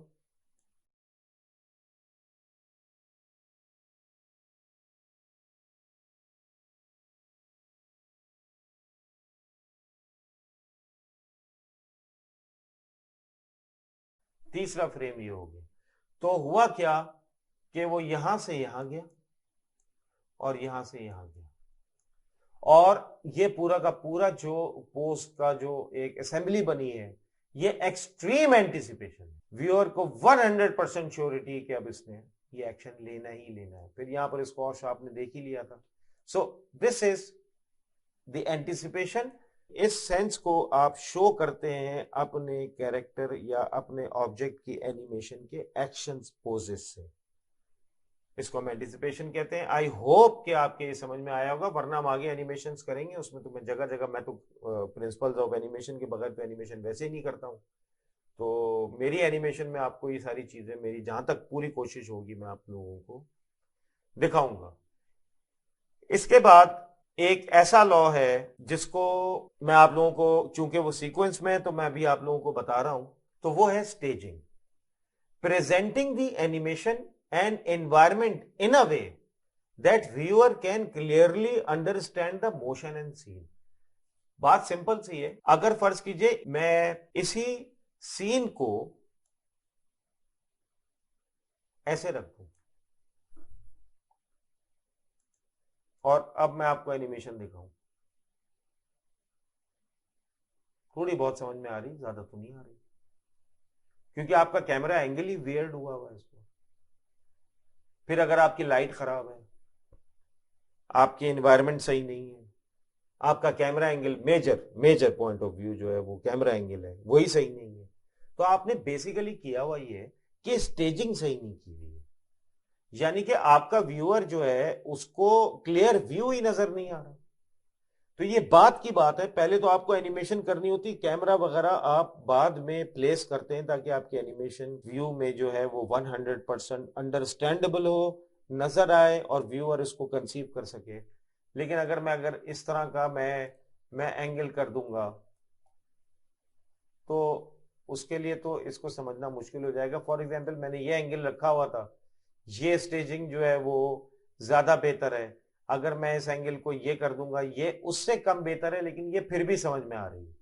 लेकिन अगर मैं अब ये करके रख दूंगा तो फिर तो जाहिर सी बात है। यानी कि camera placement, environment, scene, light और ये एस्थेटिक्स जो हैं और ये एंगल्स जो हैं, उनका आपने बाद में ख्याल रखना होता है कि आपने किस पॉइंट ऑफ व्यू से, किस एंगल से अपने कैरेक्टर को या अपनी एनिमेशन को कंसीव करवाना है ताकि 100% या मैक्सिमम व्यू जो है वो व्यूअर देखे आपके एनिमेशन का। तो दैट इज कॉल्ड स्टेजिंग। इसको अभी मैं और भी इसकी एग्जांपल्स दे सकता था, लेकिन मेरे ख्याल से अभी इसमें इसकी इतनी ज्यादा जरूरत नहीं, वो हम जब काम करते जाएंगे तो हमें समझ में आता चला जाएगा। इसके बाद आपका एक प्रिंसिपल और आता है और वो है follow through and overlapping. Follow through and overlapping is a very important principle. Animation of connected parts of object following main objects animation, stopping eventually after catch up। इसकी मैं आपको वर्बल एग्जांपल देता हूं, फिर मैं आपको सीन पे ले जाऊंगा। देखिए फॉलो थ्रू का क्या मतलब है? पहले फॉलो करना और फिर आगे निकल जाना। यानी कि इसकी मैं आपको वर्बल एग्जांपल भी देता हूं। और जब आगे निकलना तो ओवरलैप करते हुए आगे निकलना। जब आप किसी चीज से आगे जाएंगे तो उसके ऊपर से जाएंगे, यहां पर यह मतलब है।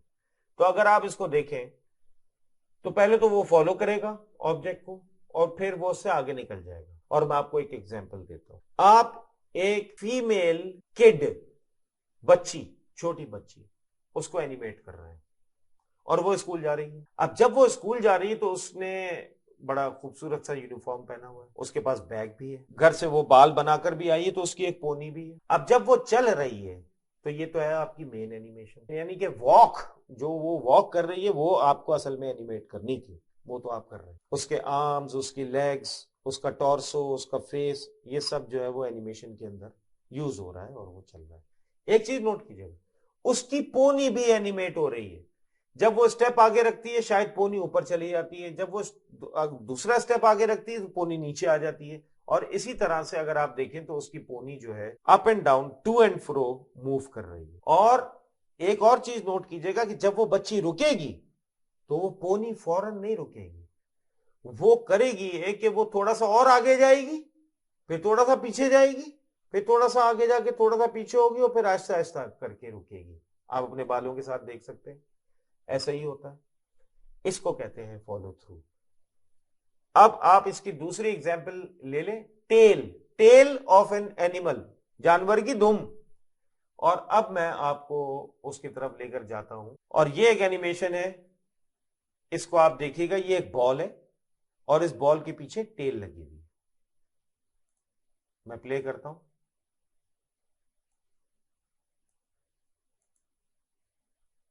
देखिए ये प्ले हुई, ये रुकी बॉल, इसमें कैरेक्टर क्रिएट कर दिया गया और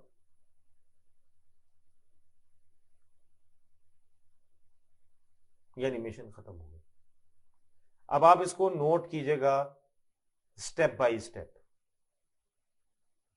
और वो कैसे,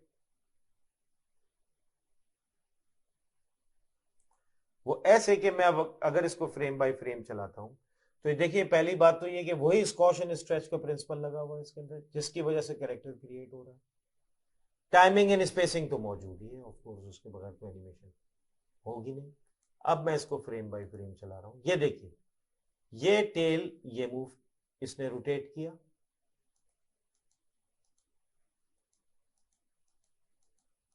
ये रोटेट किया, और उसकी रोटेशन अलग हो रही है,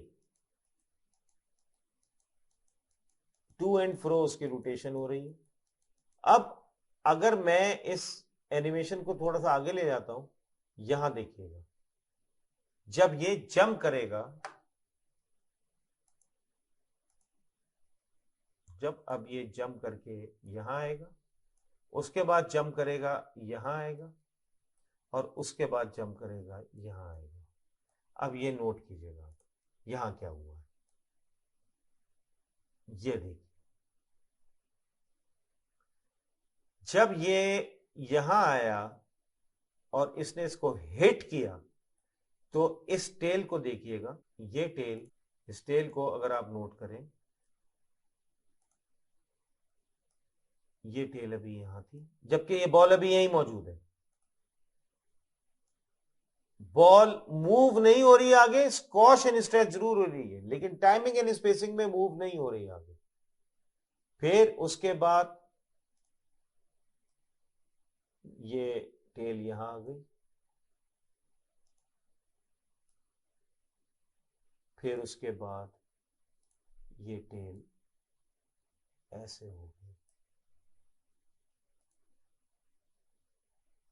और अब देखिएगा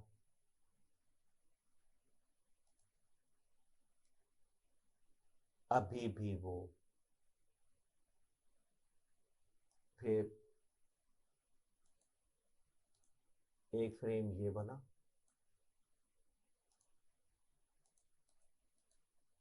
और फाइनल फ्रेम ये बना। तो आप नोट कीजिए कि बॉल मूव नहीं हो रही है, लेकिन टेल ने अपनी ये सारी मूवमेंट दी है टू एंड फ्रो की। इसका मतलब क्या हो रहा है कि वो टेल इस बॉल की मोमेंटम के साथ इसको फॉलो तो कर रही थी, लेकिन जब बॉल रुक जाती है तो भी वो अपने मोशन को नहीं छोड़ती, और फॉलो के बाद थ्रू कर जाती है, जब इसको फॉलो थ्रू कहते हैं। यानी कि अपने मेन, इसमें मेन ऑब्जेक्ट क्या है, मेन ऑब्जेक्ट आपका ये बॉल है, और ये टेल जो है वो सेकेंडरी ऑब्जेक्ट है, दूसरा ऑब्जेक्ट है, कनेक्टेड ऑब्जेक्ट है। इसकी एनिमेशन रुकी नहीं, वो चलती रही, just like the pony of that female kid. उसके बाद अगर आप देखें तो यही एनिमेशन, ये देखिए बॉल के साथ जा रही है, और अपनी एनिमेशन ये यहां रुका तो वो ऊपर हुई, ये देखिए, और फिर नीचे हुई, और फिर वापस आई, यहां पर बॉल रुकी हुई है और टू एंड फ्रो मोशन हो रहा है। दैट इज फॉलो थ्रू और ओवरलैपिंग। ओवरलैपिंग इसलिए कह रहे हैं इसको क्योंकि उसकी वजह यह है कि जो मेन ऑब्जेक्ट है आपका, उसके उससे ओवरलैप तो हो रहा है। ये यहां पर अगर आप इस पॉइंट पर देखें तो हो क्या रहा है कि वो जो टेल है वो इस तक पहुंच जाती है ये, और उसके बाद वो उसको थ्रू भी कर जाती है। ये देखिए थ्रू कर गई। यहां पर देखिए ओवरलैप भी हो रहा है, ये ओवरलैप हो रहा है और थ्रू भी हो रहा है। यानी थ्रू का मतलब ये होता है कि जो मेन ऑब्जेक्ट है उसकी एनिमेशन शायद स्लो डाउन हो गई है या रुक गई है, लेकिन जो कनेक्टेड ऑब्जेक्ट है वो उससे थोड़ा सा आगे निकल गया, फिर वो पीछे हुआ, फिर थोड़ा सा और आगे निकला, फिर थोड़ा सा पीछे हुआ, और फिर फाइनली वो भी रुक गया। फॉल उसने ऑबे तो हर हाल में मेन एनिमेशन को करना है, उससे वो अलग तो नहीं हो सकता, लेकिन वो मोमेंटम के थ्रू करेगा। तो that is called follow through and overlapping. इसके हम एग्जांपल्स और भी देखेंगे, लेकिन फिलहाल समझने के लिए इतना ही इस वक्त। अब हम आगे जाते हैं और इस लेक्चर, इस ट्यूटोरियल का लास्ट पार्ट और लास्ट प्रिंसिपल, सिक्स्थ प्रिंसिपल हम करते हैं, which is straight ahead and pose to pose animation. और उसके लिए मैं आपको वापस उस फाइल के ऊपर लेकर जाता हूं जो कि हमने टाइमिंग एंड स्पेसिंग के लिए की थी। और हम टाइमिंग एंड स्पेसिंग में चले जाते हैं, which is linear timing and spacing, जो हमने पहली एग्जांपल ली थी। ये जो फ्रेम्स आपको नजर आ रहे हैं, ये फ्रेम्स अगर मैं बीच में से डिलीट कर दूं और मैं ऑब्जेक्ट से ये कहूं कि भाई ये फ्रेम्स जो है ना ये नहीं है, तो हुआ क्या है कि मैंने यहां पर एक फ्रेम दिया है और 3D सॉफ्टवेयर से एक आए कि इसको रिकॉर्ड कर लो। फिर मैंने क्या किया कि ये फ्रेम दिया और 3D सॉफ्टवेयर से कहा कि इसको रिकॉर्ड कर लो। उसने ये दोनों रिकॉर्ड कर लिए। उसने कहा अच्छा फर्स्ट सेकंड में ऑब्जेक्ट ने इधर होना है और 24 सेकंड में ऑब्जेक्ट ने इस पॉइंट के ऊपर होना है। तो बीच के जितने भी फ्रेम्स हैं वो कौन बना रहा है? वो आपका 3D सॉफ्टवेयर बना रहा है। यानी ये वही इन बिटवीनर है, ये वही इंटरमीडिएट फ्रेम आर्टिस्ट है, जो कि मैंने आपको पिछले ट्यूटोरियल में की फ्रेम एंड इंटरमीडिएट फ्रेम्स में उसके ऊपर डिटेल में बताया था कि ये इंटरमीडिएट आर्टिस्ट, जिसको हम इन बिटवीनर भी कहते हैं, शायद मैं ये जार्गन जो है वो पिछले ट्यूटोरियल में भूल गया था, वो इस ट्यूटोरियल में ले लीजिए। इसको इन बिटवीनर भी कहते हैं, यानी कि बीच का आर्टिस्ट। तो की फ्रेम किसने बनाए? ये पोजीशन किसने दी? ये पोजीशन जहां पर ये ऑब्जेक्ट मौजूद था वो ये था ना, आपने दी। आप हैं की फ्रेम आर्टिस्ट। फिर ये पोजीशन किसने दी? ये लोकेशन किसने दी? ये की फ्रेम किसने दिया? ये भी आपने दिया। सॉफ्टवेयर क्या कर रहा है? सॉफ्टवेयर ने 1 2 3 4 5 6 7 8 9 10 11 13 14 15 16 17 18 19 20 21 22 और 22 फ्रेम बीच के बना दिए और इक्वली डिवाइड कर दिया, इसलिए कि आपने उसको मजीद इंस्ट्रक्शन नहीं दी। तो उसने कहा ठीक है, ये जितने इन बिट, क्योंकि टाइम कितना था 24 फ्रेम्स, ये जितने फ्रेम्स हैं ये तो भाई मुझे बनानी। किसने? सॉफ्टवेयर ने। और उसने ये सारे फ्रेम्स खुद इंटरपोलेट कर दिए। अगर आपके पास, अगर आप इसको मैन्युअली कर रहे होते, ट्रेडिशनल एनिमेशन कर रहे होते, कैनवस के ऊपर कर रहे होते, तो ये फ्रेम्स भी आपको ड्रॉ करने पड़ते, आपको ये फ्रेम्स बनाने पड़ते। लेकिन ये सारे के सारे फ्रेम्स किसने बनाए? ये बनाए आपके सारे फ्रेम्स सॉफ्टवेयर ने। ये आपका सॉफ्टवेयर है। तो प्लीज इस चीज को समझिएगा कि सॉफ्टवेयर जो है ना, उसको इंफॉर्मेशन चाहिए होती है कि आपका ऑब्जेक्ट किधर मौजूद है, आप अपना की फ्रेम बनाएं। जब आप अपना की फ्रेम बना लेते हैं वो उसको रिकॉर्ड कर लेता है सॉफ्टवेयर, और उन दोनों की फ्रेम्स या उन तीनों या 10 की फ्रेम्स के बीच के जो फ्रेम्स होते हैं एज पर द टाइम वो बना देता है। उसके बाद आप इसके अंदर ट्विकिंग भी कर सकते हैं, वो मसला नहीं है, वो तो आप करेंगे, लेकिन यानी कि आप फ्रेम को आगे पीछे और ये सब कर सकते हैं। सॉफ्टवेयर आपको उसकी पूरी इजाजत देता है। ये तो आपको मैंने शायद पिछले ट्यूटोरियल में भी बताया हो, लेकिन मैं आपको यह बताना चाह रहा हूं यहां पर कि straight ahead and pose to pose क्या चीज है।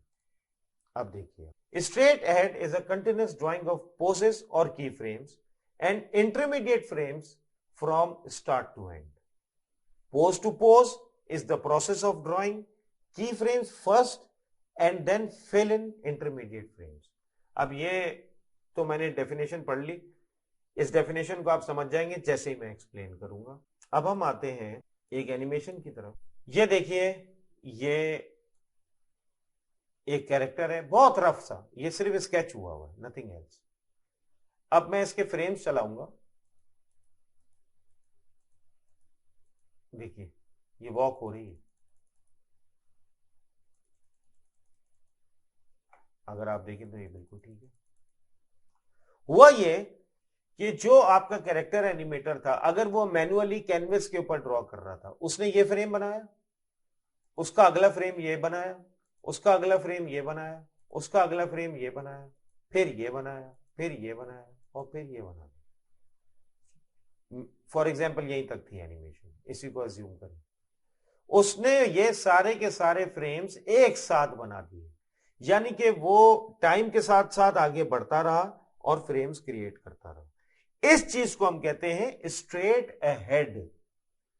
यानी कि ये वो एनिमेटर है या ये वो आर्टिस्ट है जो कि इंटरमीडिएट फ्रेम्स बनाता ही नहीं है, ये अगला फ्रेम खुद ही बना देता है, उसके बाद का अगला फ्रेम खुद ही बनाकर फाइनल कर देता है। ये बनाया, ये बनाया, ये बनाया, ये बनाया, ये बनाया, ये बनाया। इसका मतलब ये आर्टिस्ट बहुत ज्यादा एक्सपीरियंस्ड है, यानी कि ये इजाजत ही नहीं दे रहा कि आप इंटरमीडिएट फ्रेम्स बनाएं खुद। वो सारे फ्रेम्स स्ट्रेट अहेड जा रहा है वो और बनाता चला जा रहा है। अब मैं आपको इसकी दूसरी एग्जांपल देता हूं, and that is pose to pose. ये की फ्रेम आर्टिस्ट ने ड्रॉ किया था, उसके बाद उसने ये की फ्रेम ड्रॉ किया था, उसके बाद उसने ये की फ्रेम ड्रॉ किया और उसके बाद उसने ये की फ्रेम ड्रॉ किया। हम वापस जाते, ये वही एनिमेशन, दोबारा समझिए। उसने ये की फ्रेम बनाया, फिर उसने ये की फ्रेम बनाया, फिर उसने ये की फ्रेम बनाया और फिर उसके बाद उसने फाइनल की फ्रेम बनाया। अब जो आप इस पहले की फ्रेम को देख रहे हैं, उस और तीसरे की फ्रेम को अब आप देख रहे हैं, बीच में हमने रेड की फ्रेम को स्किप किया। ये जो की फ्रेम है, उन दोनों फ्रेम्स को ब्रिज करने के लिए किसने बनाया? इंटरमीडिएट फ्रेम आर्टिस्ट ने, जिसको हम इन बिटवीनर भी कहते हैं। ये उसने इंटरमीडिएट फ्रेम बनाया, फिर वो इसकी फ्रेम से जाकर मिल गया, उसके बाद इसकी फ्रेम तक आना था, उसने उसके बीच का की फ्रेम बनाया, फिर यहां से यहां आना था, उसने इसके बीच में की फ्रेम बनाया और इन बिटवीन फ्रेम बनाया। तो ये इंटरमीडिएट और in between frame drawn by intermediate frame artist और इन बिटवीनर। तो अब मैं अगर इस एनिमेशन को चलाऊं तो अब आप देखेंगे, इसको हम कहते हैं पोज टू पोज। यानी कि एक पोज ये बन गया, जिसको मैं यहां की फ्रेम कह रहा हूं, पहले इसको पोज कहा जाता था, बाय बुक इसको पोज कहा जाता था, क्योंकि उस जमाने में 3D सॉफ्टवेयर नहीं थे, वहां पर वो की फ्रेम्स को की पोजेस कहते थे और इंटरमीडिएट फ्रेम्स को इंटरमीडिएट पोजेस कहते थे। तो अगर आप इसको देखें तो पहला की फ्रेम, दूसरा, तीसरा, चौथा, पांचवा, छठा और सातवां, और इसके अंदर अगर आप देखें तो 3 की फ्रेम्स हैं। मैं इसको अब चलाता हूं, ये देखिए, तो ये पोज टू पोज हो गई। यानी कि पहला की फ्रेम आर्टिस्ट ने बनाया और तीसरा की फ्रेम आर्टिस्ट ने बनाया।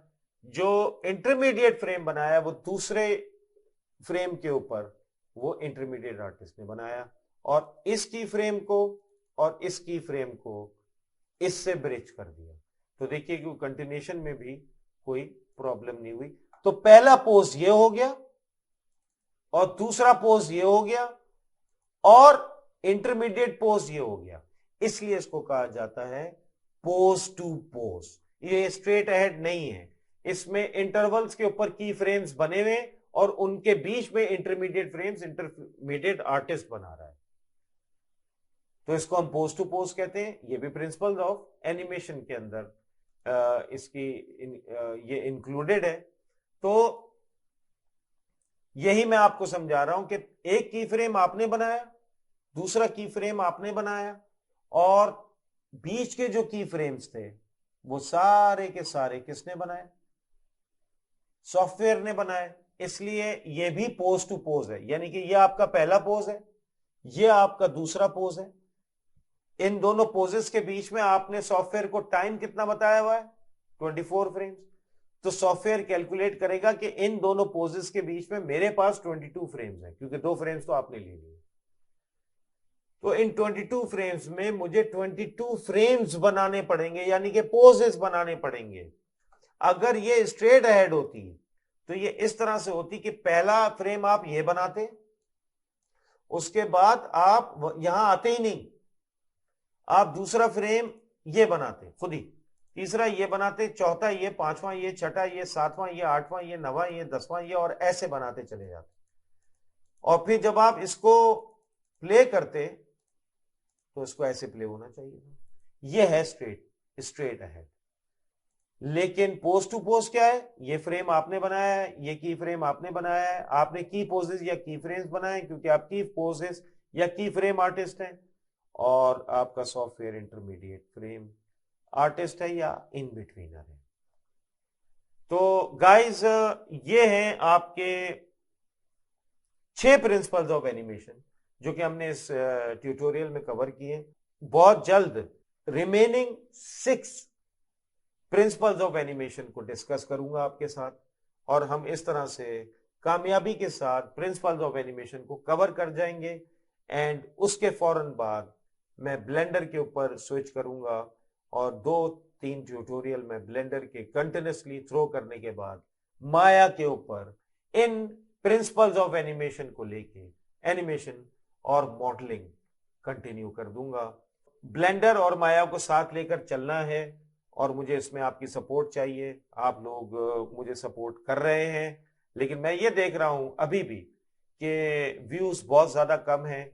मुझे, आप यकीन कीजिए, वॉच आवर्स की या व्यूज की लालच नहीं है, लेकिन थोड़ी सी डिमोरलाइजेशन मुझे जरूर होती है, और उसकी वजह यह है कि मैं बड़ी मेहनत के साथ इन ट्यूटोरियल्स को बना रहा हूं और लोग इसको देख नहीं रहे। अगर लोग इसी तरह से करेंगे, नहीं देखेंगे, तो जाहिर सी बात है मेरे अंदर वो मोटिवेशन नहीं रहेगी। ये नेचुरल है। तो प्लीज कोशिश कीजिए कि व्यू करें ज्यादा से ज्यादा। मैं आपको अभी भी बता देता हूं, मुझे नहीं मालूम, मैं किसी से अपना कंपटीशन नहीं कर रहा, लेकिन मैंने ये बड़े दिल के साथ और पहली मर्तबा इस तरह से प्रिंसिपल्स ऑफ एनिमेशन को समझाने की कोशिश की, और मैं ये उम्मीद करता हूं कि आपके बहुत कुछ समझ में आया होगा, और मेरी कोशिश यही है, और मैं ये चाहता हूं कि ये आपके पूरा समझ में आया। और अगर ये नहीं भी समझ में आया तो इतने आसानी से मैं आपका पीछा नहीं छोड़ूंगा, मैं ये आपको समझा कर ही रहूंगा, क्योंकि अब मैं एनिमेशन में चला जाऊंगा तो ये आपके दिमाग में कहीं ना कहीं फिट जरूर होंगे प्रिंसिपल्स ऑफ एनिमेशन, और मुझे बड़ा अच्छा लगेगा कि आप मुझे रोक दें कि सर ये आप गलत कर रहे हैं। ऐसे नहीं, आपने यहां पर तो प्रिंसिपल ऑफ एनिमेशन अप्लाई नहीं किया, तो फिर मुझे खुशी होगी कि ये देखें, ये मेरा स्टूडेंट जो है ना, वो मुझे यहाँ पर कैच कर रहा है और मुझे सजेस्ट कर रहा है। तो मैं यही चाहता हूं आगे के जो 6 प्रिंसिपल्स हैं वो कंपैरेटिवली इजी हैं, और उनको आप ज्यादा आसानी से समझ सकेंगे। लेकिन बहरहाल ये भी कोई इतने मुश्किल प्रिंसिपल्स नहीं है, और ये नेचुरल है सारे, आपके चारों तरफ हर वक्त ये प्रिंसिपल्स अप्लाई हो रहे होते हैं आपकी रियल लाइफ के अंदर भी, आपकी सराउंडिंग्स में। तो guys, just after these 2 lectures of and these 2 parts of principles of animation, I am jumping into Blender with 2-3 courses on modeling, and then back to Maya with animation, graph editor and everything, ताकि हम माया के अंदर animation में चले जाएं, जिसको बाद में ब्लेंडर फॉलो करेगा अपनी एनिमेशन में। तो दोनों को साथ लेकर चलना है। आई होप अगेन कि आप लोग ट्यूटोरियल को देखेंगे और समझने की कोशिश करेंगे। अपना ख्याल रखिएगा। Take care.